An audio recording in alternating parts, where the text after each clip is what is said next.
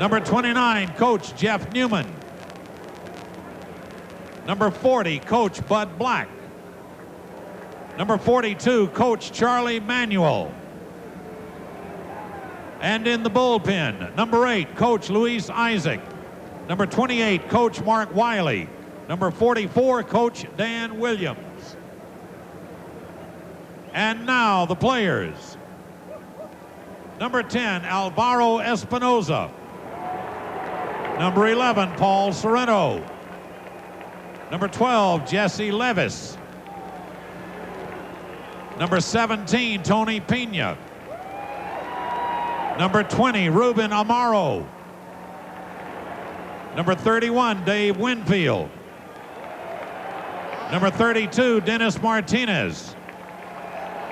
Number 35, Wayne Kirby. Number 36, Herbert Perry. Number 37, Chad Oj. Number 38, Eric Plunk. Number 41, Charles Nagy. Number 44, Ken Hill. Number 45, Paul Ossenmacher. Number 49, Jose Mesa. Number 50, Julian Tavares. Number 54, Mark Clark. Number 56, Alan Embry. Number 62, Jim Poole. Ladies and gentlemen, the manager of the Cleveland Indians, number 21, Mike Hargrove.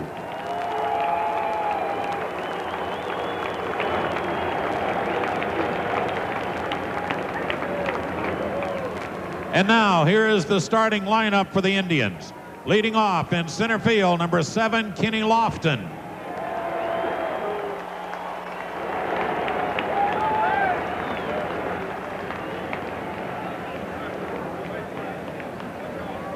Batting second at shortstop, number 13, Omar Vizquel.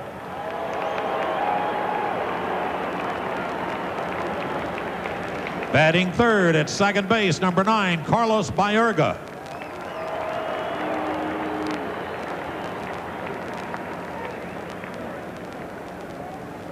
Batting fourth in left field, number 8, Albert Bell.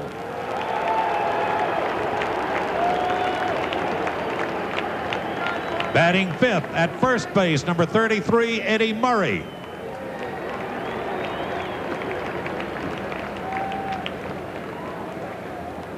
Batting sixth at third base, number 25, Jim Thome. Batting seventh in right field, number 24, Manny Ramirez.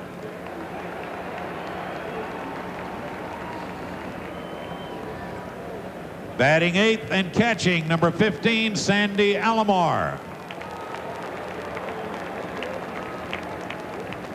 Batting ninth, the starting pitcher, number 55, Orel Hershiser. And now, let's stand up and welcome your 1995 National League champion Atlanta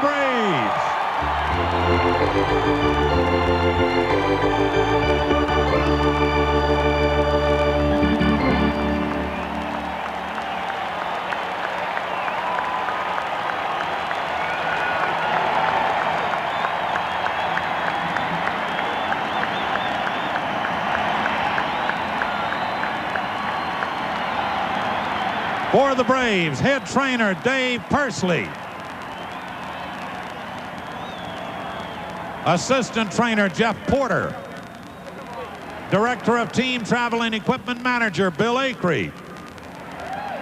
Assistant Equipment Manager Casey Stevenson. Number 22, Coach Jimmy Williams. Number 28, Coach Clarence Jones. Number 37, Coach Jim Beecham. Number 39, Coach Pat Corrales. Number 59, Strength and Conditioning Coach Frank Foltz. And in the bullpen, number 42, Coach Ned Yost. Number 54, Coach Leo Mazzoni. And now the players. Number 4, Jeff Blauser. Number 7, Dwight Smith. Number 8, Javier Lopez. Number 12, Eduardo Perez. Number 16, Mike Mordecai. Number 17, Luis Polonia. Number 24, Mike Devereaux. Number 26, Alejandro Pena. Number 29, John Smoltz. Number 30, Ed Giovanola. Number 33, Steve Avery. Number 38, Greg McMichael. Number 43, Mark Wohlers. Number 47, Tom Glavine. Number 50, Kent Merker. Number 51, Pedro Borbon. Number 52, Brad Klontz.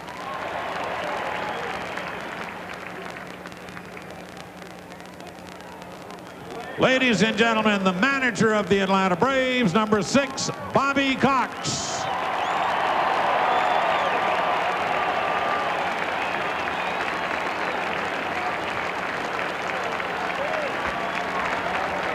And now, here's the starting lineup for the Braves.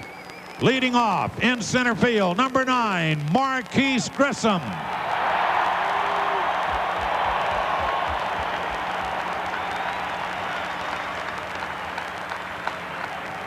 Batting second at second base, number 20, Mark Lemke.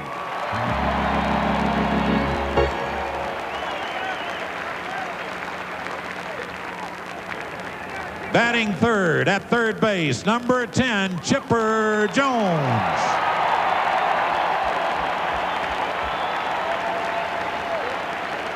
Batting fourth at first base, number 27, Fred McGriff.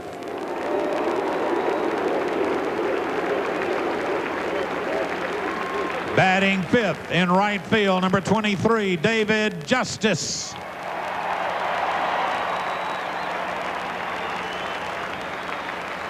Batting sixth in left field, number 10, Ryan Klesko.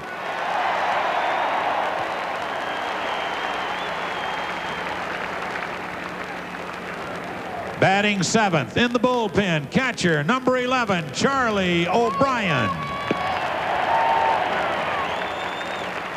Batting eighth at shortstop, number 2, Rafael Belliard.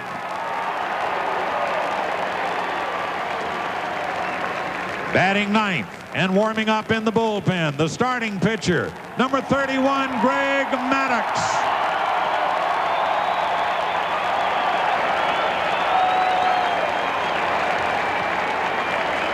Ladies and gentlemen, please rise for the presentation of the colors which are being presented tonight by the Naval Air Station Atlanta Color Guard.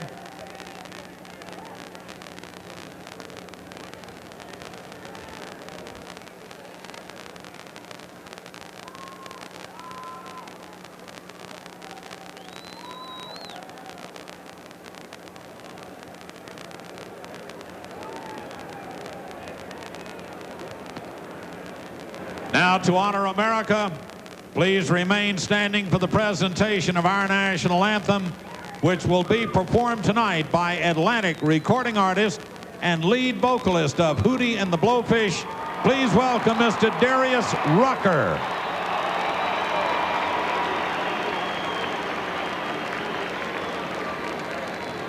Oh, say, can you see by the dawn's early light what so proudly we hailed at the twilight's last gleaming, whose broad stripes and bright stars through the perilous fight o'er the ramparts we watched were were so gallantly streaming, and the rockets' red glare, the bombs bursting in air, gave proof through the night that our flag was still there. Oh, say does that star-spangled banner yet wave? Oh, the land of the free and the home of the brave.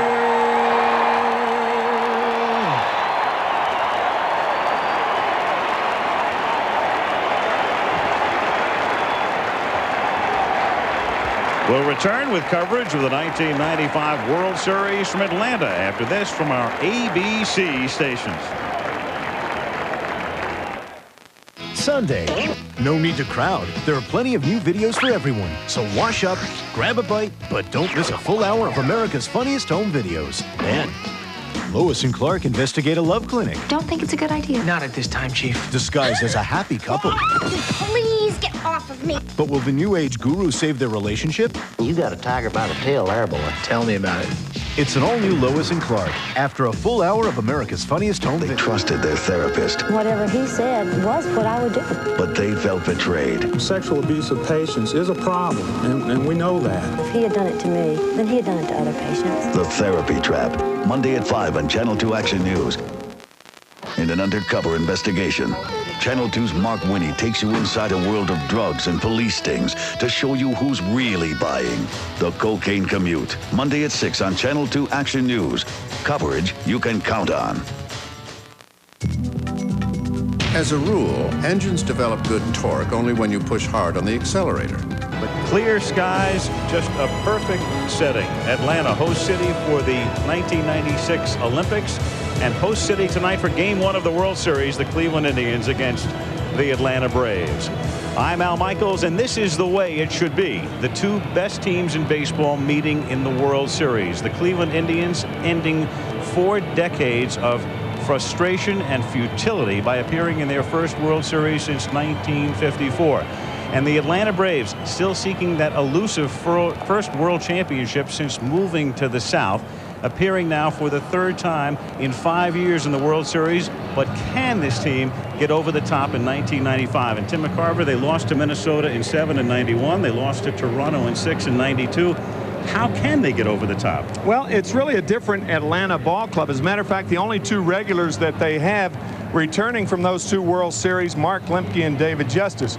But the Braves have done a remarkable job at developing young players, good young players like Ryan Klesko, Chipper Jones, and Javi Lopez. And then they made trades for Marquise Grissom and Fred McGriff. But the big reason the Braves are a much more threatening team, or lethal team, this time around is the addition of Mark Wohlers and a very confident stopper in the bullpen.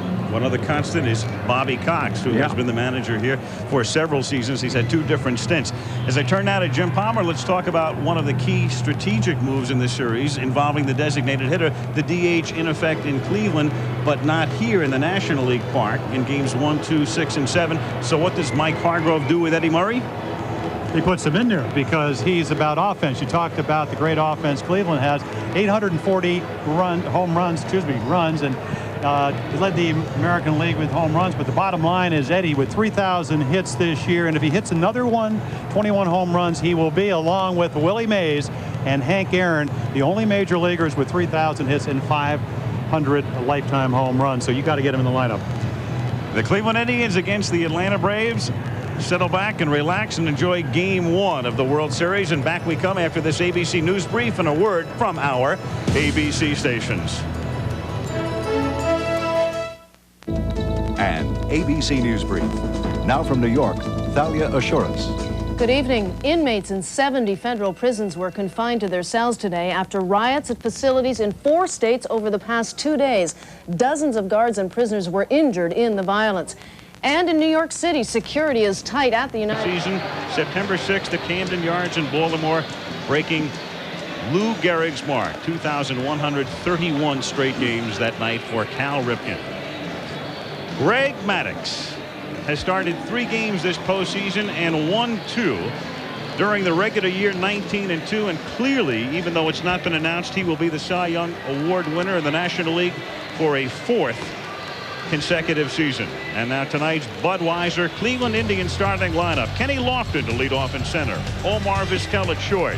Carlos Baerga at second. Albert Bell in the cleanup spot in left. Eddie Murray at first base. Jim Thome at third base. Manny Ramirez in right field hitting 7th. Sandy Alomar does the catching.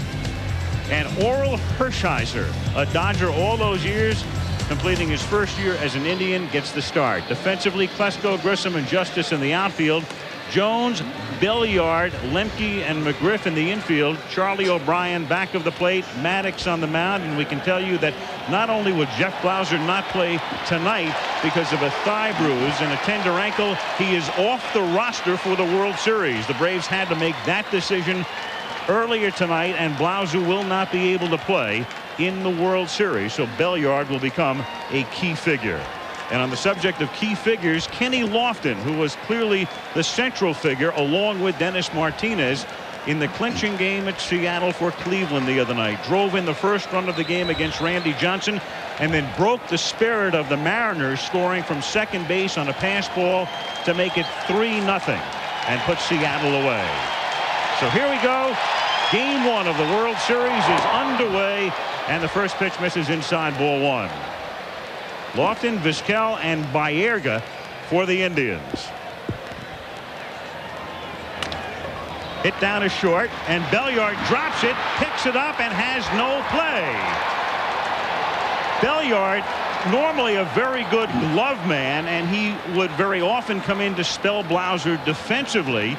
Gets the start in place of the injured Blauser and begins the World Series with an error. Yeah, you very rarely will see Rafael Belliard handcuffed by a ball, even though it's hit very hard. In the last 3 years, he's averaged 1 error per year. That's 212 games. There's error number 4. And often it's not only that you make an error, but when you make an error allowing one of the fastest guys in the majors to get on base, that could be the beginning of a big inning. Lofton this season with 54 stolen bases. Takes a big lead, doesn't go, and Vizquel takes a strike. Omar, the only Indian in the starting lineup apart from the pitcher to not hit 300. Great glove, and when you have his glove and you hit 266, you're a very key figure. That you are. 10 sacrifice flies and just, I mean, peerless at shortstop. 2 gold gloves. They pitch out, nothing happening. The Braves have to guard against a bunt with McGriff and Jones each shortened up at first and third.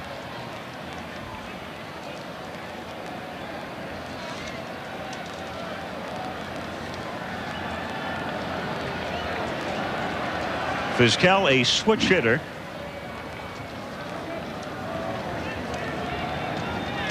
Well, the dilemma for Greg Maddux is that the guy at first, Lofton, stole 54.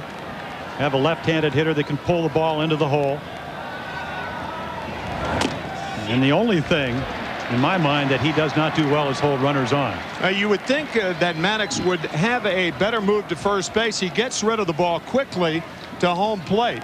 But 32 runners tried to steal. 26 were successful this year. In the National League Championship Series, the Braves were able to shut down the Reds' running game as Lofton goes, and it's fouled away. And that was one of the keys to their sweep, and it might be one of the keys to this World Series as well.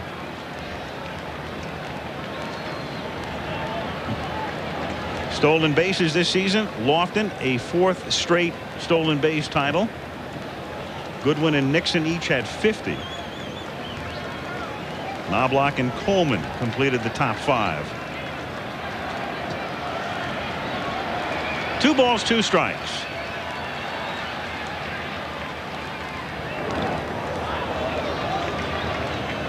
Yeah, I think Greg Maddux is the type of guy that's not going to let a guy like Lofton, regardless of how he got on, bother him early in the game. He would rather give up 1 run or a stolen base at this point than have a big inning. He knows he's right into the heart of a very powerful lineup. He goes. The pitch is strike 3, and the throw is not in time. So Vizquel gone on strikes, but Lofton picks up a stolen base, and the Indians have a runner at second with 1 out. With 2 strikes on the batter, the catcher has to stay back to get the strike. Just a tad later, and with Lofton and his speed, no chance for Charlie O'Brien. But they did get half of it. They got the out for Vizquel, but not Lofton. O'Brien had no chance on that play. Lofton reaching on an error, stealing second, 1 gone, and now Carlos Baerga. All season long, the B&B boys 3 and 4. Baerga hit .314 with 15 homers, and on deck Bell with .317 with 50 home runs. And Maddox bluffs Lofton back to second. When you look at the Indian lineup tonight, the next 6 hitters during the regular year hit .314, .317, .323, .314, .308, and .300. Al, I think the reason that that Maddox stepped off, Lemke was playing straight away at second base. Now he's holding Lofton on, or a little closer at second. And he ducks in, and Bruce Fleming makes the call at second as he gets back. This is really a tough play for a second baseman because he has to get back to his position in time. Baerga, a terrific hitter who rarely strikes out. Interesting matchup right here, not only at second base, but at the plate, too. Now, at Baerga with 389 RBIs over the last 4 years, that's 100 more than any other second baseman. Standing well up in the box, and the pitch away, ball 1, 1-0. And he will hit the ball anywhere. We saw that in the All-Star game where he lashed a ball to right field. I mean, he'll go the other way. He'll hit for power. If you get behind him, he becomes a much better power hitter. Open stance, well up in the box. Lofton goes. The pitch is low. The throw is not in time. Jones put the glove down.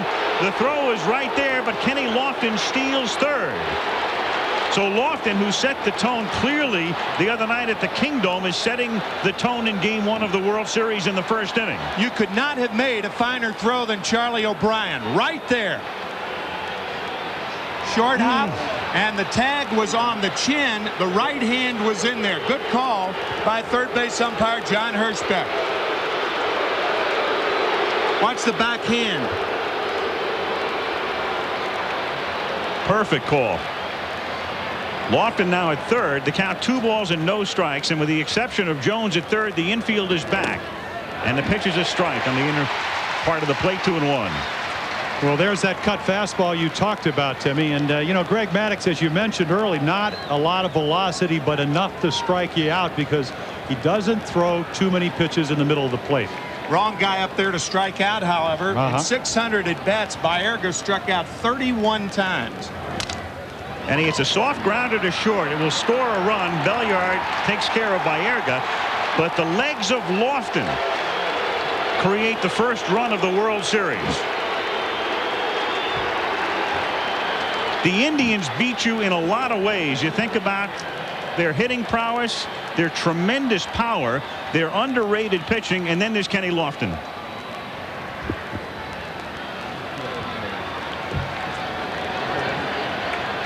Lofton playing in the World Series after playing in basketball's Final Four as a point guard for Arizona in 1988. Now Albert Bell with 2 out and the bases empty takes a strike. 0-1. Bell 17 home runs in September. He also hit 14 home runs in August, and that 2-month total of 31, most in the history of baseball over that period.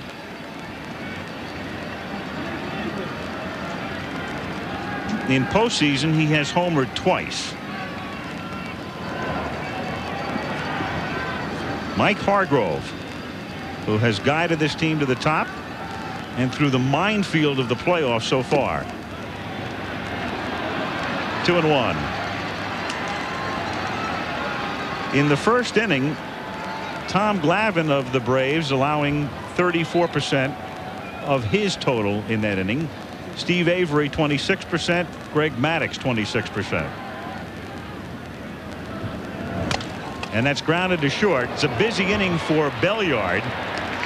who gets 2 assists but an error to go with them. And because of that error and Lofton's legs, it's 1-0. On the top of the first, and Orel Hershiser, who had the season of seasons in 1988, 7 years later, starts Game 1 of the World Series in an Indian uniform. And here's tonight's Budweiser Atlanta Braves starting lineup. Marquise Grissom leads off in center. Mark Lemke at second. Then Chipper Jones, the rookie. Fred McGriff at first base. David Justice in right field. Ryan Klesko bats sixth. In left, Charlie O'Brien is the catcher. Rafael Belliard, the shortstop, hitting eighth. Greg Maddux on the mound. Defensively for the Indians, the outfield of Bell in left, Lofton chasing down everything in center, and Ramirez in right. Thome, Vizquel, Baerga, and Murray in the infield. Alomar back of the plate. Hershiser on the mound.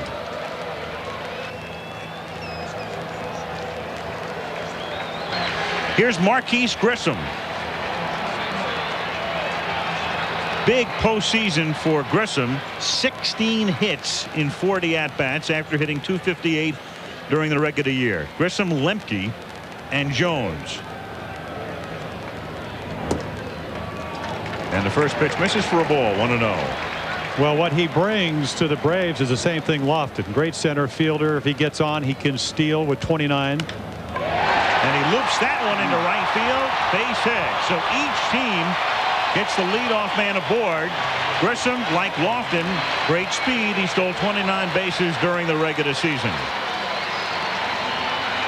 Game 1 of the 1995 World Series is being brought to you by Buick and your local dealers. Remember, Buick, the new symbol for quality in America. Gillette, Sensor XL, and the Gillette Series. Gillette, the best a man can get. And Budweiser, official sponsor of the 1996 U.S. Olympic team. Budweiser, this Bud's for you. Mark Lemke, the solid second baseman, takes outside, ball 1.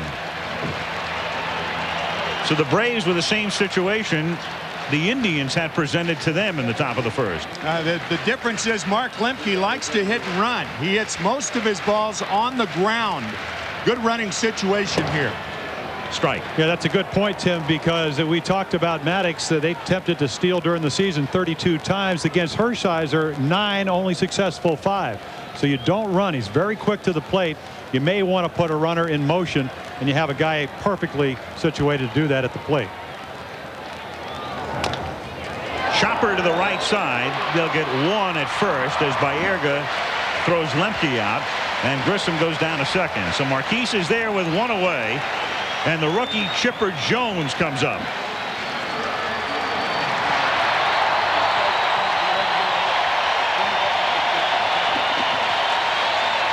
Big hand for a kid already a tremendous crowd favorite. With the can't miss tag, he was the #1 pick in the 1990 draft. Would have been a starter last season, but suffered a knee injury in the spring and missed the entire year. And here he is, solidified in the #3 spot in the order of the National League champions. And he hits a chopper foul outside first, 0-1. That might be one of the few strikes Chipper Jones sees in this at bat with first base open. Orel Hershiser, a master at throwing the ball just out of the strike zone.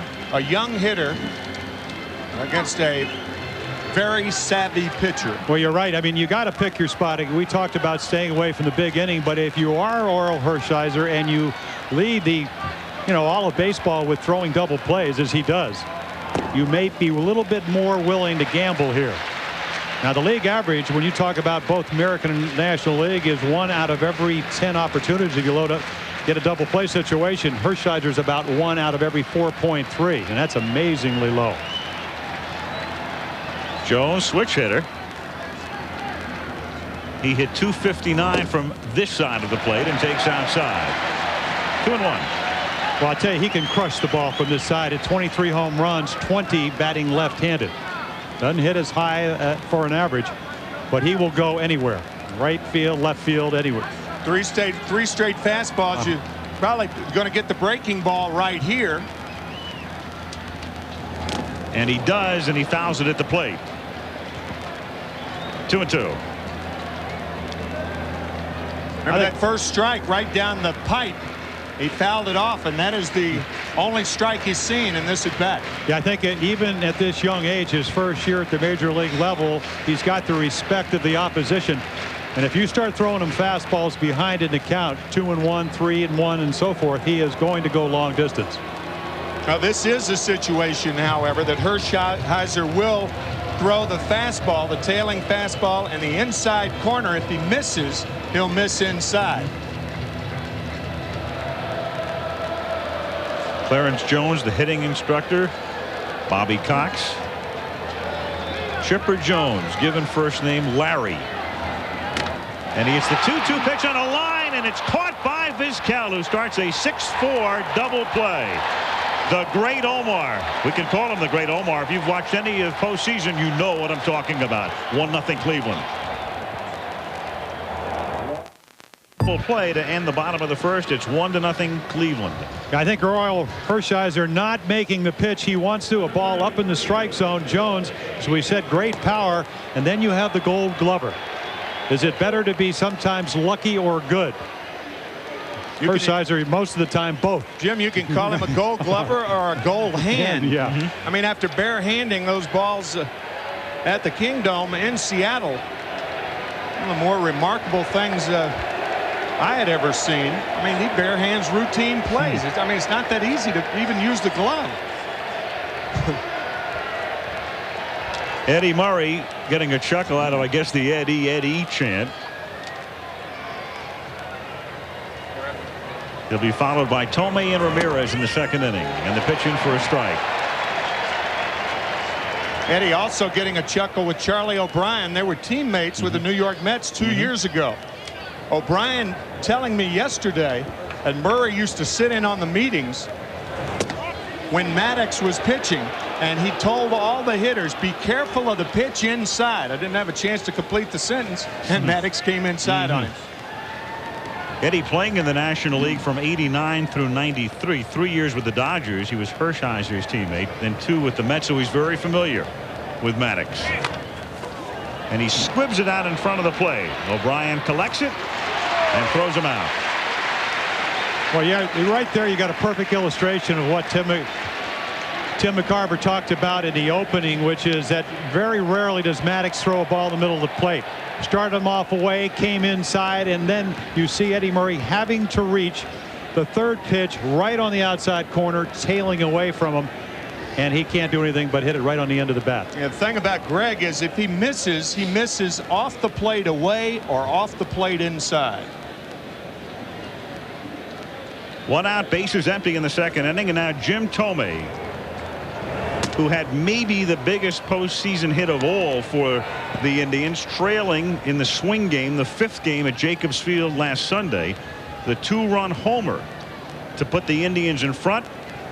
They won the game and then won Tuesday in Seattle.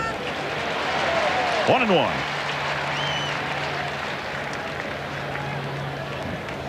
Some question about Tomei and Alvaro Espinoza platooning in the World Series. Lefty righty, but Mike Hargrove indicating it will be Tomei every night, taking inside. And there is Espinoza, who played a key role in the game at Seattle on Tuesday. In fact, it was Espinoza who scored the first run of the game on a base hit by Lofton.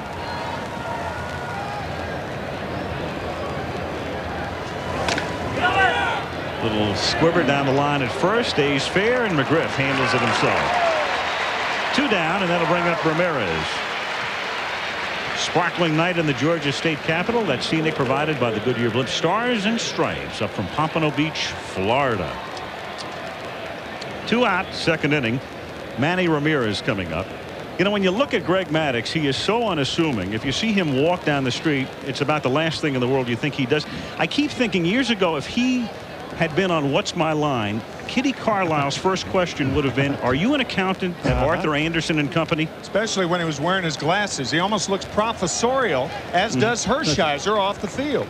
Choir boys. Yeah. Strike, 0-1. Manny Ramirez. The Indians so potent top to bottom. Here's a guy who hit .308 with 31 homers, and he bats 7th, and that's his regular spot. 1-1. Well, the difference is that the Indians are never going to see in the American League a pitching staff as deep as Atlanta. And you don't get too many good pitches to hit off of Maddox. Hits one deep to left field and hooking right down the line and going foul. And again, while that may seem, because that was almost a home run, a very good pitch to hit, look where the ball is. It's just enough off the plate. And even with Ramirez, who's got a terrifically quick bat, he's got to get it out, that bat head out, and the result is a foul ball. Now, that ball's in the middle of the plate. It's 2-0. Here's the 1-2 pitch, and it's low, ball 2. Manny in the All-Star game this year at Arlington, he was the youngest player on either team at the age of 23.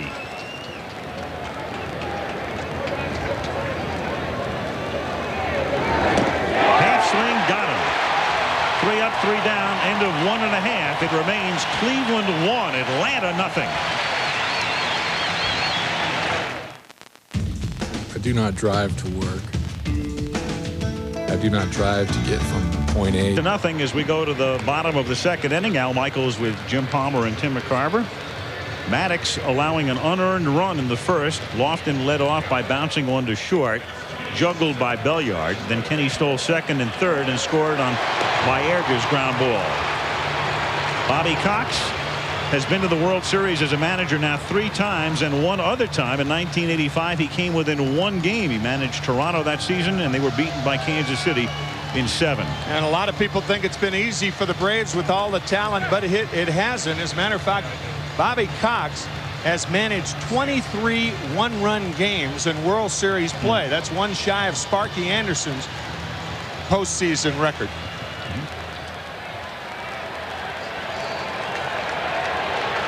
Freddie McGriff to lead off.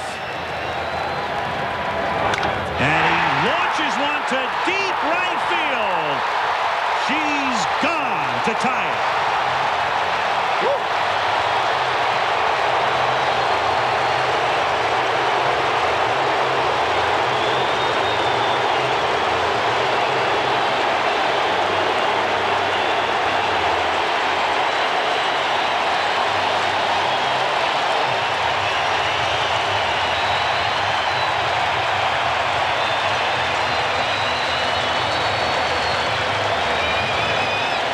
I think he was looking fastball, Jim.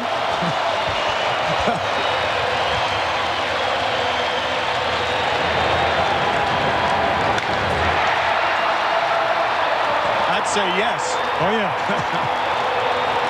What was that ball crushed? Woo. Just like that, 1-1, and Dave Justice looks at a strike. And the count 0-1, and the chant begins with a tomahawk chop at Atlanta. Strike. 0-2. You know, I talked about early in the opening that Hershiser and Maddox very much alike. Sink the ball, change speeds out of the middle of the plate, both sides. But the difference is Maddox only threw 8 home runs in the regular season, and Hershiser 21. 0-2, and well, Orel may look like an accountant, as does Maddox. Or a professor. Or a professor. But 0-2 is 0-2 no matter what you look like. Well, you got to pitch inside if you want to be successful. A lot of hitters resent that. But 0-2, if you're David Justice, you have to guard all 17 inches. And this ball is a purpose pitch, up and in. Because look where the next one went. Orel, a professor of music on that 0-2 pitch, chin music.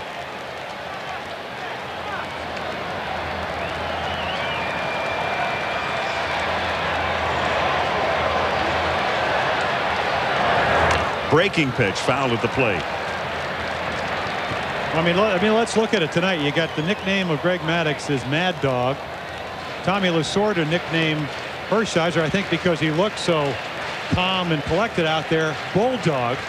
I mean, these guys, their tenacity and their competitiveness belies the way they look. And Fred McGriff hits the home run. He's Crime Dog. Crime Dog.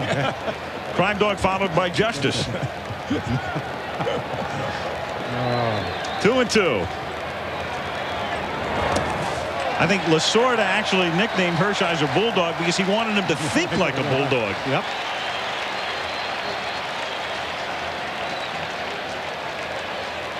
Fred McGriff hitting his 3rd home run in postseason. He had the key blow in the division series clinching victory against the Rockies 2 weeks ago. Yeah, he had 2 bombs the other way. We saw him tonight. I mean, that ball had to go 430 feet to right center, but against Brett Saberhagen, he took him out, high changeup out in left center. He could hit him anywhere. And of course, that's why he hit 30 or more home runs 7 consecutive years. Hershiser getting a new baseball. Harry Wendelstedt works the plate tonight. Jim McKean at first, Bruce Fleming the ump at second, John Hirschbeck at third, Frank Pulley down the line in left, and Joe Brinkman down the line in right. 3-2, nobody out, bottom of the second, and the game tied at 1. Grounded to short. Omar Vizquel, the first for the out, 1 gone. Now Ryan Klesko comes to the plate, hit .310 during the regular season, the highest average among the Braves starters tonight. Good power, 23 homers, 70 runs batted in. And Ryan's mother, Laureen, who is in the ballpark tonight, a big fan of Orel Hershiser when he was playing with the Dodgers. Shattered bat. The ball hit foul off to the left, and the barrel winds up back of the mound. Well, she may be a bigger fan if he throws another belt-high fastball like he did to McGriff. Well, this ball just running away, and you know the difference between Hershiser this year and last year is increased velocity, a little bit harder curveball, able to have better arm speed, and he's come up with a split finger. But part of his deal is good movement, and you will not hit a lot of balls when he is on his game on the sweet spot. It's really a lesson in pitching from both Maddux and Hershiser. A lot of young pitchers think they become overwhelmed with velocity. They think they have to throw a ball through a brick wall to get guys out. But Maddux and Hershiser prove that movement is superior to velocity. Movement and location. 1-1. Well, it's the realtor's mantra, right? Location, location, location. Away, ball 2, 2-1. Of course, realtors talk about movement too. Exactly. They want you to move. It gives them more business. 2-1 the count.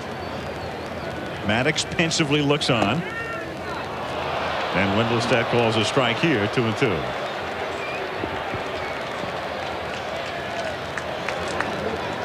The Braves, who began as a Boston franchise, then went to Milwaukee, have never won a world title in the South. The Indians last won the world title in '48, and down goes Klesko. In fact, in '48, the Indians knocked off the Boston Braves in the World Series. 2 down. O'Brien coming up. Lowest career postseason ERAs. You can see Sandy Koufax under 1. Then the Hall of Famer Christy Mathewson, Eddie Plank, and Orel Hershiser 4th. And then as we change the page, highest career postseason ERA, if you can believe it, Greg Maddux, as that's grounded to short on the first pitch by O'Brien, and he throws him out. So the leadoff homer by McGriff ties it. We go to the 3rd in Atlanta, 1-1.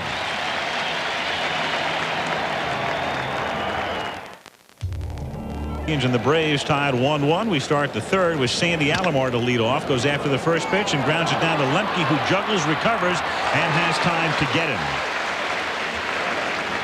Maddux has now set down 7 in a row. Game started with Lofton reaching on an error, stealing 2 bases, and then scoring on a ground out. Well, nice play by Lemke. I mean, one of the few positions, 3rd and 2nd. Make sure you knock the ball down, get your body in front of it, and he turns that sinker from Maddux into a 4-3 out. Now Hershiser, and with the designated hitter not hitting during the regular season, but Orel through the years, good hitting pitcher, 214, 46 runs batted in. Good bunting pitcher too. Thinking about it there, swinging bunt. As a matter of fact, Orel told Jim Palmer and me yesterday that in every at-bat, he will probably either try to bunt. The only time he'll swing away is in a sacrifice situation. And that's what he does. He tries to draw the third baseman in and then swings. It came up empty there. He's been known to bunt with 2 strikes, too.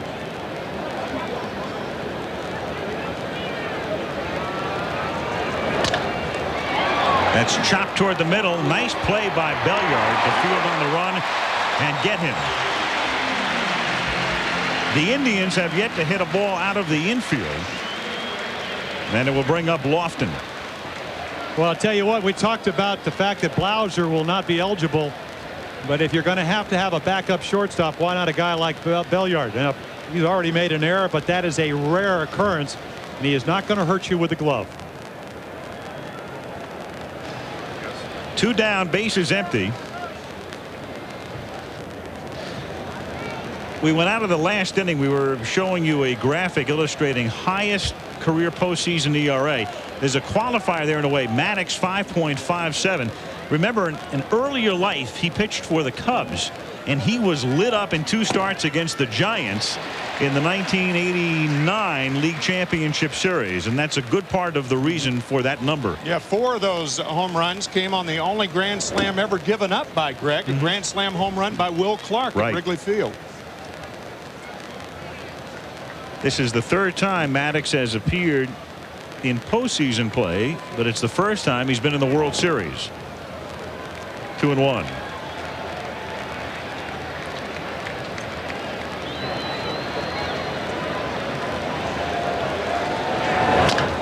And that's grounded to the right side, so still nothing out of the infield as he's thrown out by Lemke.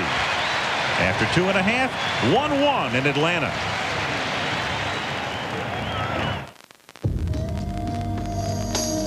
When I am alone in the half-light of the canyon, all existence fades to a being with my soul and memories. And the sounds of the big Blackfoot River, and the hope that a fish will rise.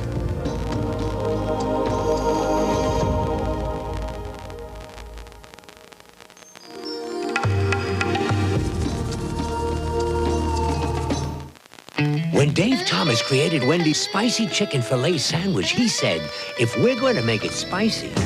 Well, it's a start. Let's really make it spicy. Now we're getting closer. So he seasoned a whole chicken breast filet by adding his own special blend of pepper and spices. And he kept on seasoning until it was perfect. Bingo. Come and try Wendy's Spicy Chicken Filet Sandwich, because... when you're hot, you're hot.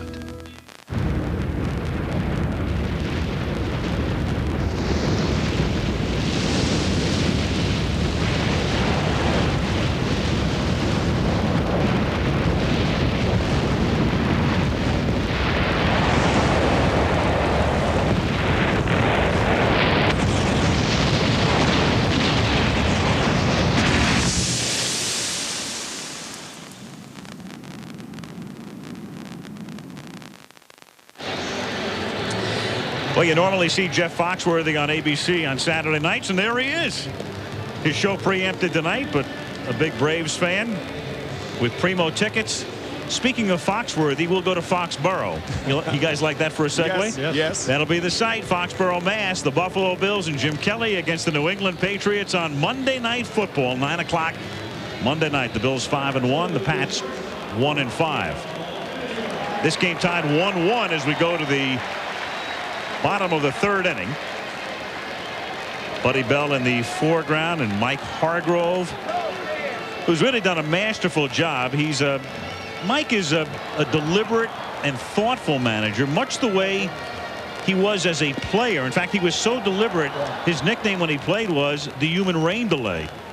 A couple of minutes to get in the box to get ready to hit. But he was a good hitter, 290 lifetime hitter. Rookie of the year in the American League in 1974 when he played for Texas. He made you throw the ball over. Very annoying. Rafael Belliard goes after a breaking pitch Belliard, a spray hitter, taking a home run swing on the first pitch. Well, he's hit one home run in what, about 1,579 lifetime at bats? That was back on May 5th, 1987. It's been 8 years between homers. Only one major league. 0-2. You swing like that against Orel Hershiser, you're doing him a big favor. Well, that's where the Braves may be hurt as you look at the difference between Belliard trying to hit the good breaking ball versus Jeff Blauser, even though Blauser had a disappointing year. Reaches out, hits a comebacker, juggled, throws him out. Belliard grounds back to the box. One away in the third inning, and that will bring up Maddox. Yeah, the one thing about Jeff Blauser, even though he only hit .211, he is a home run threat, extra base threat, and they will miss him.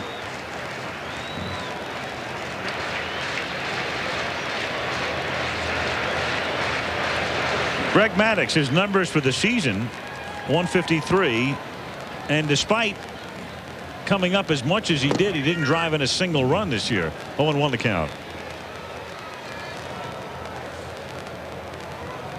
Normally along the way, if a pitcher collects 13 hits, which he did, he'll drive in a run.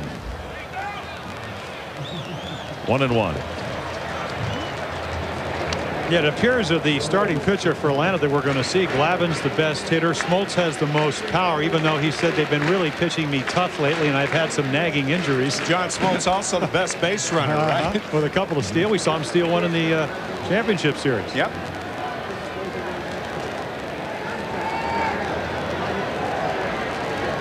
Smoltz will pitch tomorrow in Game 2. 2-1. Excuse me, Game 3 on Tuesday in Cleveland. It'll be Tom Glavine, the lefty, tomorrow. Dennis Martinez will pitch Game 2 for Cleveland. There had been some speculation he'd be pushed back, but he won't. Nagy goes in the third game.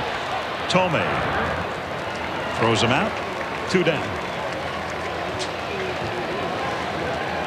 So Belliard and Maddox ground out to start the third inning, and Marquise Grissom comes up. There's El Presidente, 40-year-old Dennis Martinez. I mean, what a game he pitched against the Mariners to get the Indians into this World Series. Matter of fact, Dennis a grandfather now. Yes. And not only a grandfather, but it's not the child of his eldest child. It's his second child, his daughter, Erica, who's here tonight with a baby boy. I saw his 13-year-old son, Gilbert, throwing in the outfield. I told him, I want to be your agent. What an arm. Grissom takes a strike. Already got a forkball at 13. Man. Grissom singled in the first inning. Marquise was one of the missing parts for this team. He came over at the beginning of the year from Montreal. The Expos had a big fire sale, and he was one of the guys who was let go, and for him it was coming home because Marquise is from this area. You know, I talked to him, and here's a guy that 91, 92, 76, 78 stolen bases. This year only 29, the most on this club, and he said he had a slightly fractured left heel, so didn't run as much, but that is healthy. And you know, he said, I want to be considered maybe the best leadoff guy in baseball. Everybody talking about Lofton having that distinction. Well, Tim, you feel he's the best center fielder in the National League right now? I think he's the best center fielder in the major leagues. I think he plays shallow. I think he takes a lot of hits away. As a matter of fact, Kenny Hill was talking to Jim yesterday, pitcher for Cleveland, and he's played with both Kenny Lofton and Marquise Grissom, and Kenny said no question Grissom is the best center fielder in the big league. Bounces one, ball 3.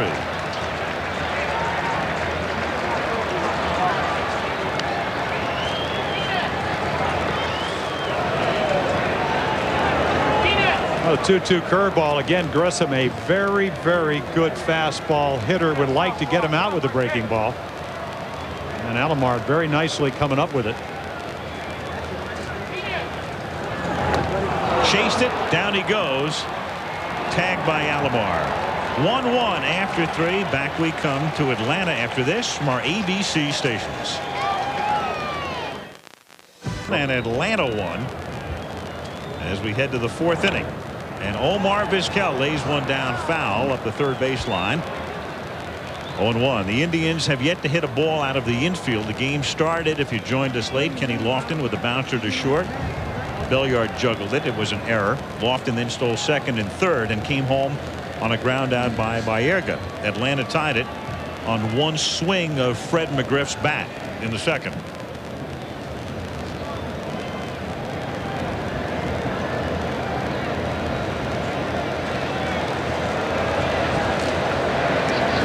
Maddox hasn't walked anybody, and he has struck out 2. 1-1. Greg Maddux graduating from Valley High in Las Vegas in 1984, and he's seen nothing but peaks since then. Yes. 2-1. Matter of fact, Greg still lives in Las Vegas. His dad is a poker dealer at a Las Vegas casino. I guess his father's seeing different hands than he is right now. Vizquel hits a fly ball to center field. It's the first ball the Indians have hit to the outfield, and routine for Grissom. I'd like to see his father in a game with that guy, Vizquel, with his hands feeling from the bottom of the deck.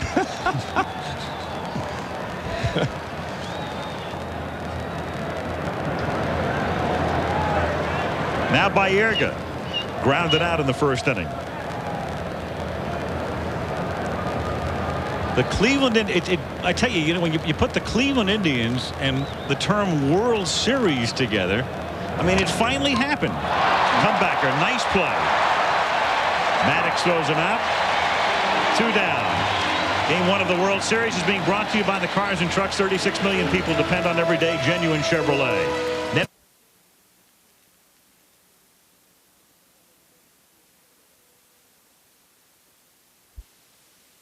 See October 21st up there. You think back to October 21st, 75 if you're a baseball fan. One of the great World Series ever. The classic home run in Game 6 by Carlton Fisk. Down the line and gone at Fenway Park to tie that series at 3 games apiece, only to see the Cincinnati Reds, the Big Red Machine, win it in Game 7. Hit that one off Pat Darcy 20 years ago tonight. Bottom of the 4th inning. Game tied 1-1. 2, 3, and 4 for the Braves. Lemke, Jones, and McGriff.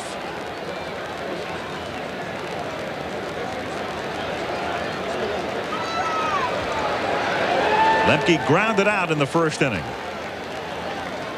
Yeah, you look at those numbers, not very impressive, but coming into the night in World Series play, he was hitting over 300 at 326. And he can be a pest. And this is the guy, if you're Hershiser, you have to get out with Jones and McGriff coming up.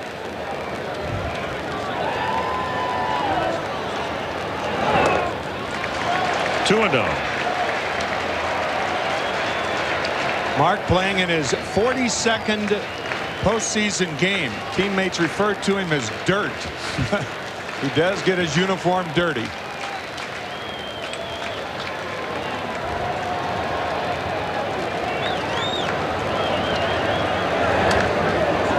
The way postseason is constructed now, you almost have to relate in relative terms what postseason stats mean, because with the added round of postseason play, a team could now conceivably play as many as 19 postseason games, or about 1/8 of a regular season in October alone.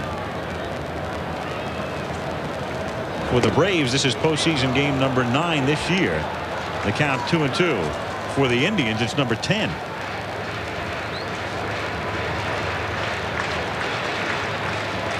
Well, 2-1 pitch, and you can see Alomar sit right on the outside corner. And there's the movement and location. Called strike 3. Might have been looking away and got it on the inner half.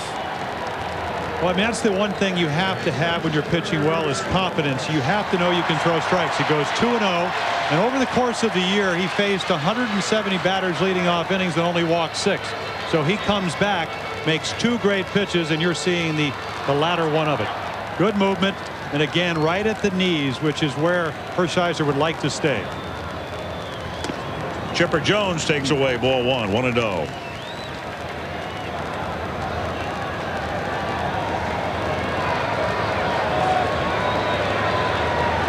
Chuck Knobloch setting that mark with the Twins in '91. Of course, Knobloch did it in 12 games. Chipper Jones has 14 hits in 8 games. And if you notice his lip being a little swollen, he was, as you mentioned earlier, Al, he would have played left field last year if he hadn't hurt his knee out shagging balls yesterday. Took one off the fence, right off the fence, off the lip. A lot of blood, but I guess no stitches. That's his game face for this 99-95 World Series. He did it intentionally, you say. Yeah. Look more menacing.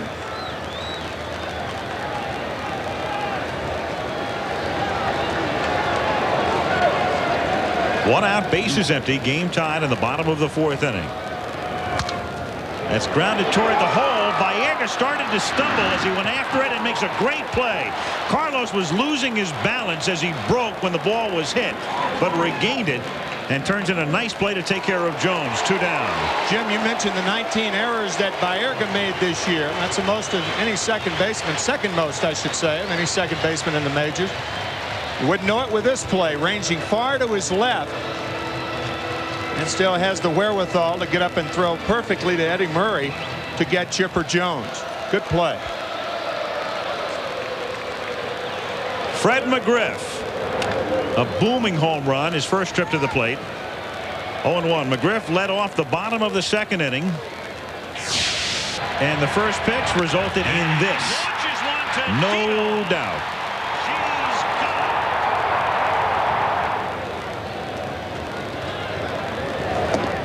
So the runs tonight manufactured in contrasting ways. That's Atlanta's run. The Indians' run due to an error, 2 steals by Lofton, and a ground out.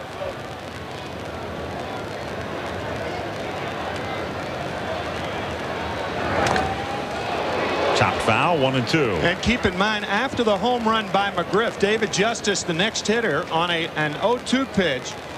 Hershiser came up and in on him. David eventually made an out at that at bat. As a matter of fact, the Braves haven't had a base runner since McGriff's home run. Hershiser has retired 8 straight, while Maddox has been retiring 12 straight. Well, this one going very much according to form. Right. 2 Cy Young winners, and there's a guy who's going to win his 4th against that man who in '88 had one of the greatest seasons ever. Chopper fielded by Orel, and he throws him out. 9 in a row set down by the 37-year-old righty to the 5th in Atlanta in game 1, tied 1-1. This isn't about why your business has to communicate better or when the time is ripe to put all the new technology to work. We're past that stage. This is about putting laptops on desks and pages in pockets. It's about email and the internet. It's about a person who puts it all together and a company that can give you the hardware and software for free. This isn't about blue sky or sci-fi or by the by. This is about now, about how. Network MCI. That's with Jim Palmer and Tim McCarver. At the conclusion of tonight's game, we'll select the Chevy Player of the Game. At the conclusion of the World Series, Chevy will present the MVP trophy and donate an Astro van to the Special Olympics in the player's name. The last series MVP was Paul Molitor, who donated his Chevy Astro van to the charity of his choice. And it's funny when you think about it, because we missed the World Series last year. The last pitch in a World Series game prior to tonight was Mitch Williams to Joe Carter. 3-run homer that ended the 1993 World Series. Now Eddie Murray, who played in the series in '79 and in '83 as Jim Palmer's teammate in Baltimore, takes a strike, 0-1. Maddox, despite giving up the run, the first starter in a World Series game to throw 4 hitless innings at the outset of a game since Roger Clemens did it in the 6th game in 1986. Murray hits a ground ball to the right side, and Lemke throws him out. And why did we forget all about Roger Clemens? Well, that was a pretty famous game on the other end. Through Buckner's legs. Mets win it. Mets win it the next night. Certainly one of the most remarkable World Series games ever. You mentioned Game 6 in 1975, the Fisk home run. Well, Game 6 in '86. Red Sox and the Mets equally famous. Jim Thome bounced out in the second inning.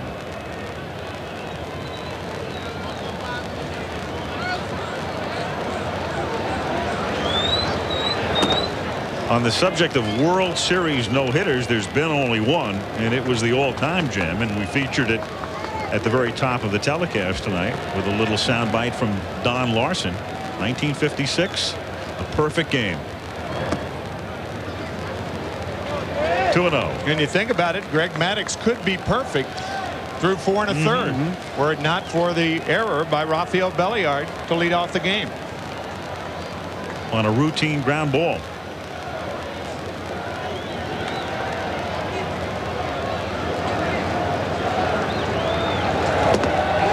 Swing, 2-1. Well, see, in my mind, that's what Maddux is all about. You got a home run hitter at the plate. Thome already with the 25 during the season. 3 right here. 2-0.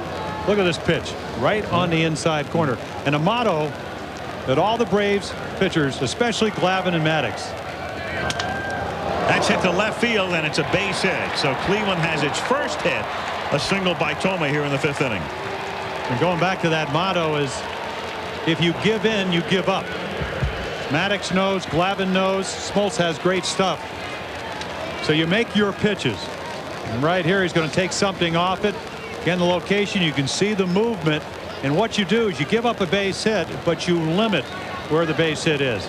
Not a home run, but a single to a guy that really doesn't steal bases. And that's what you want to do when you get behind to a power hitter.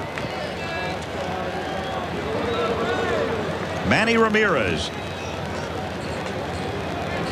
2 home runs in postseason, both in the same game with the bases empty against Seattle, game 2 of the American League Championship Series.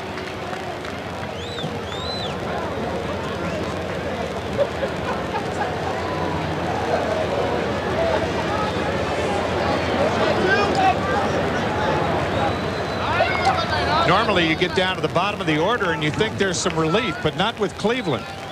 How strong is their lineup? Their 6th, 7th, and 8th place hitters had a better average, hit more home runs, and drove in more runs than any other American League team's 3rd, 4th, and 5th spot. That is one of the most remarkable things in a year that I've ever seen. There it is illustrated for you. Bottom of the order at 296, and the American League average for the 3, 4, and 5 spots at 280. And yet Maddux has held them in check tonight. Just the 1 base hit so far. And that hit by Thome, not that they've waited very long in Cleveland for a World Series hit, but the last hit by an Indian in the World Series, Al Rosen off Hoyt Wilhelm in '54. Al probably watching the game from Palm Springs this evening. Ex-Giant general manager. Hoyt as well. Yeah. We hope. We need the ratings. Down he goes. Ramirez strikes out for the 2nd time. That's 3 for Maddux. 2 down, and will bring up Alomar. I'll tell you, this is a familiar sight for National League hitters. O'Brien moves away, and watch how still his glove is. Now this ball is probably off the plate. You can see 4 or 5 inches, but again, Wendelstedt moves away, O'Brien moves away, and Maddux makes a pitch right where the glove is. And Jim, I think it benefits a guy like Greg Maddux to have a National League umpire who is familiar with his style behind the plate tonight. Alomar chops one to the right side, and Lemke throws him out. The Indians pick up their first hit in the 5th, but strand a runner. 1-1 in the middle of the 5th. The Goodyear blimp has been hovering above World Series action now for 30 years. Tomorrow night's lineup, Sunday night on ABC, you'll see America's Funniest Home Videos, Lois and Clark, and the ABC Sunday night movie is The Surrogate. What about the World Series tomorrow? Well, it's on television. We can't tell you where, but here's a hint. Our good pals Costas, Euchre, and Morgan were spotted in underground Atlanta. Well, not only were they in underground Atlanta, Costas followed McCarver into the bathroom. I think you better explain that. Well, he got lost. He thought you were going down a tunnel, and you were, I guess. And well, we'll be back with you Wednesday night for the 4th game from Jacobs Field. I got a little worried, but no, I mean. Bottom of the 5th inning. 1-1. Game moving along rapidly. And Dave Justice to lead things off. I guess Bob just wanted to pick up another check. Justice fouls it back, and the count 0-1. You know, we talked how similar Hershiser and Maddox are, but since the home run by McGriff, Orioles faced 9 batters. 3 have struck out. The other 6 have hit ground balls. And against Greg Maddox, ground balls almost all night long. So both guys getting into the groove. 1-1. Talk about picking up checks. Well, on April the 14th, 1966, that was when David Justice and Greg Maddox were born on the same day, 2 days after this stadium not open, but when the Braves played their first game. They played their first game here on April the 12th, 1966, and 2 days later, David Justice and Greg Maddox were born. So on that day, they pick up the checks. And both can afford it, folks. Yep. The day before, a lot of people had to write checks. 1-2.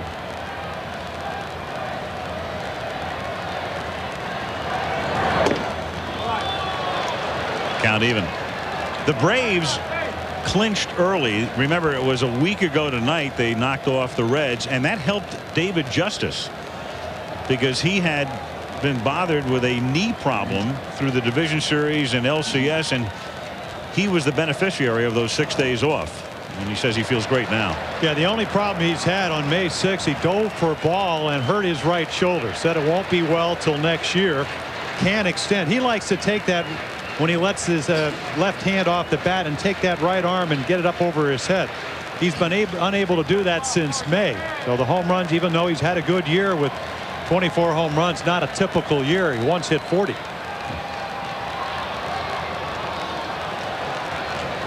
You know, it's interesting when you talk to David, he says, you know what, this is World Series time. The emotions are running rampant. He said you have a tendency to try to do too much.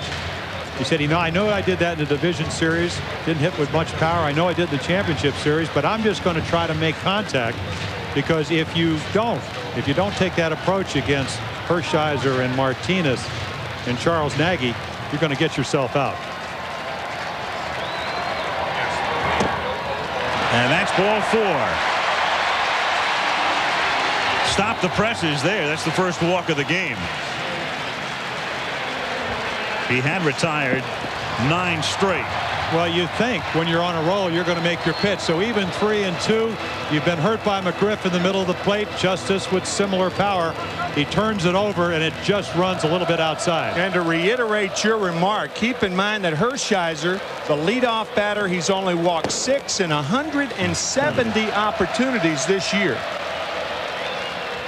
And he's behind 1-0 to Klesko. Well, you mentioned the kind of year. You can see the numbers, but in September, 9 home runs and 22 RBIs for Ryan, and he hit .331 against right-handers this year. 1-1. That was a fastball swing and a changeup.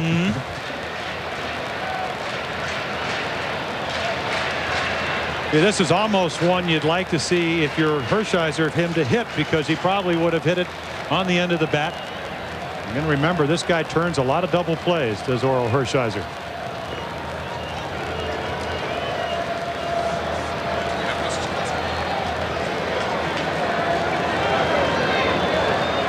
Justice not a threat for a straight steal. They with 4 steals this year, and with that knee, don't look for a straight steal. Foul back. 1-2. And don't look for a hit and run either with a guy like Ryan Klesko up there. It's a lot of fly balls, a lot of power. Of course, now it's 1-2 on him, so that for the most part nullifies the hit and run unless it gets to 3-2. Well, he struck him out on a curveball the first time, got ahead as he is now.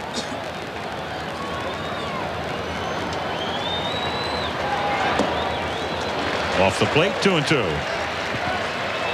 Now, we mentioned earlier Hershiser in 1988, 23-8, won a Gold Glove, won a Cy Young Award, most valuable player in the World Series. And he could throw that curveball, even though his best pitch was a sinker, that curveball at any time. 2-2, 3-2. And he said that's the difference. And there's the curveball grip, just changing the seams. His fastball, mostly two seamers. He'll hold those two fingers right with the seam. Just shifting the ball slightly in his hand. Called strike 3. 5 strikeouts for Hershiser. Klesko walks away saying, how did he throw it there? Now that is the same pitch that Mark Lemke struck out on. The fastball inside. It starts inside. The left-hander gives up on it. You think it's inside, but it comes back late for a called strike 3. And of course, what sets up that pitch? The curveball strikeout the last time. You establish the curveball, they start looking for it. Now O'Brien at the plate. Charlie grounded out in the second inning.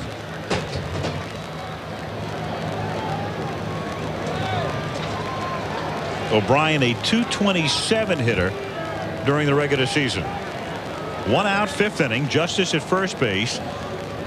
Game 1 tied 1-1. Strike.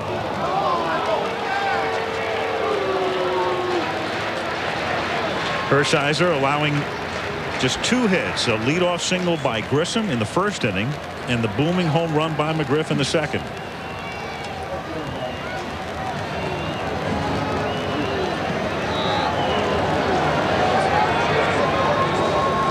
Well, if you're a very analytical guy, and Orel Hershiser is, I mean, Maddox will be doing the same things. You have the 7th hitter, O'Brien. Doesn't hit for a high average, but did hit 9 home runs. If you get him out, next inning you have Belliard, then you have Maddox, you have Brislip coming up 3rd.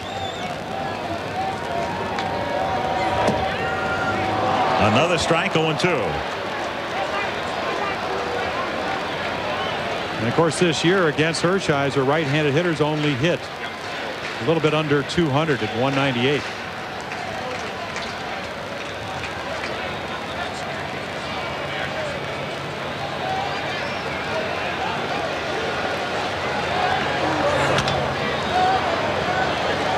Still 0-2.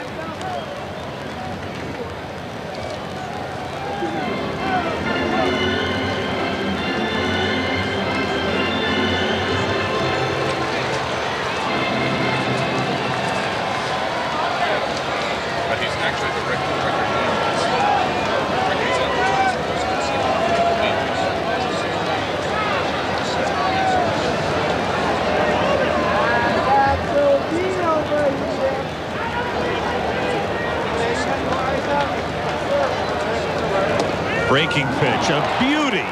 Strike 3. So he froze Klesko on a pitch that backs up on Ryan and now strikes out O'Brien, and he can only walk away shaking his head and muttering. He freezes O'Brien too. It's just a different pitch. Could have been low, but close enough to swing at. Nope, that's a strike. Again, you know better than anybody as a former catcher, Timmy, it's not where you catch it, it's where it goes across the plate in relation to the hitter's knees.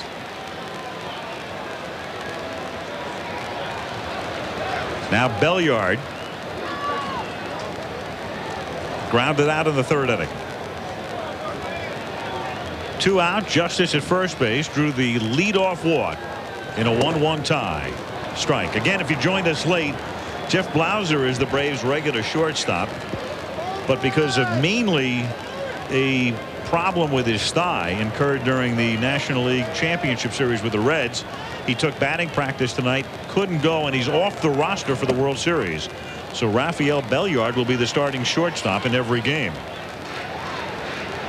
Albert Bell very deep in left field, as is Lofton. You can kind of understand it here because a double would, for the most part, score David Justice with the pitcher coming up next. Normally you don't play Belliard deep, but here you can understand 3 or 4 feet deeper. Outfield has been a lonely place tonight. Boy, has it ever. 1-2. Oh, these pitchers are easy to play behind because they don't spend much time. I mean, they get the sign, they go. They pitch very quickly. But if you're an outfielder, not coming your way, not yet. It's almost like all the outfielders have been designated hitters tonight. The only time they get any action. Those 3 guys have seen no action. But this is the proper defense. Belliard with no power the other way, but just in case that good curveball may stay up in the strike zone, you play him in the power field, hence left field, a little deeper. Cut off that ball. Keep that run from scoring. Yeah, if you're playing him like that to lead off, for instance, the 8th or 9th inning in a tie ball game, then he would be too deep, but not here.